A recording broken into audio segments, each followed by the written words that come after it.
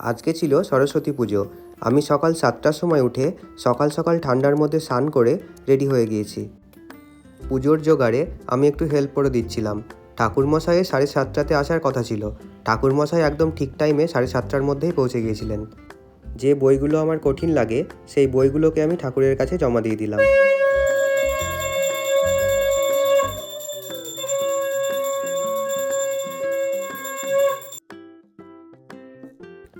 8টা বাজতে বাজতে ঠাকুরমশাই পুজো কমপ্লিট করে দিলেন। তারপর আমি প্রসাদ খেলাম। সরস্বতী ঠাকুরের প্রসাদের মধ্যে আমার সবথেকে পছন্দের প্রসাদ হলো ওই খই দইটা। পুজো শেষের পর আমি পাঞ্জাবি পরে বন্ধুদের সাথে দেখা করতে বেরোলাম। বেরোনোর পর আশেপাশের কিছু ঠাকুর দেখলাম। তারপরে ঘুরতে ঘুরতে আমরা চলে আসলাম বহরমপুর স্কোয়ার ফিল্ডে। এখানে আসার পর যে এত ভিড় হবে এটা আমরা আশা করিনি। সরস্বতী পুজোর দিনটিকেই বাঙালিরা তাদের ভ্যালেন্টাইন্স ডে বলে মনে করে। এই জন্য সকলে পাঞ্জাবি এবং শাড়ি পরে স্কোয়ারের মধ্যে একদম ভিড় করে দাঁড়িয়েছিল। এখানে পৌঁছানোর পর আমার কিছু পরিচিতদের সাথে দেখা হলো। তাদের সাথে সামান্য কিছুক্ষণ কথা বলে আমরা এখান থেকে বেরিয়ে পড়লাম। এরপর আমরা লাঞ্চ করতে আসলাম। লালবাগের প্রায় সব রেস্টুরেন্টেই খুব ভিড় ছিল। এই রেস্টুরেন্টটা নতুন হয়েছে, তাই এখানে তুলনামূলক কম ভিড় ছিল। এই রেস্টুরেন্টটা হাজারদুয়ারির কাছেই নতুন ওপেন হয়েছে।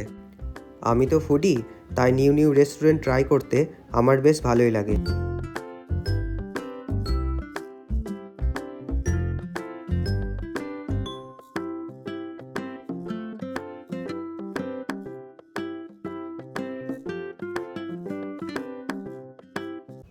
এখানে এসে আমি স্টার্টারের জন্য অর্ডার করলাম চিকেন হরিয়ালি টিক্কা কাবাব। কাবাব খেতে আমার সবসময়ই ভালো লাগে। এরপর অর্ডার করেছিলাম পনির কুলচা, মিক্সড ফ্রাইড রাইস আর চিলি চিকেন। এখন বেশিরভাগ দিনই রেস্টুরেন্টে গেলে বিরিয়ানি খাই, কিন্তু আজকে অনেক দিন পর মিক্সড রাইসের সাথে চিলি চিকেন আবার ট্রাই করলাম। খাবার খেতে খেতে আর গল্প করতে করতে আর ব্যাকগ্রাউন্ডে যে মিউজিকটা বাজছিল সেই সুন্দর গানটা শুনতে শুনতে বেশ সময়টা ভালোভাবেই কেটে যাচ্ছিল। খাবার শেষ করার পর আমরা এখান থেকে বেরিয়ে পড়লাম।